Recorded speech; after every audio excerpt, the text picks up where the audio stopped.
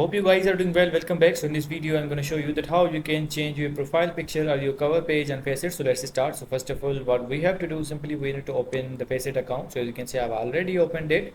Now I'm going to cut this one, and now simply we need to click on the profile icon. So let's click on the profile icon, and after clicking on the profile icon, your profile will be shown here. So what we have to do, simply we just need to click on this icon. So as you can see here, we have to choose the profile picture, that which profile picture you want to add. So I'm going to choose like this one. So let's choose it, and now let's click on this. As you can see, I'm going to choose this one, and now it's done, and we need to click on the save, and the profile picture will be added. If you want to add a cover page, you can also do that. You have to click on this, and now you need to choose, for example, I'm going to choose this one, or let's choose this, and after clicking on the open, we have to adjust it, and now simply we need to hit the save, and the profile picture will be also uploaded.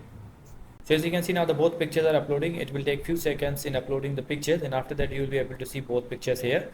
If you want to edit your username, you can also do that. You have to click on that, and you will be able to edit your username.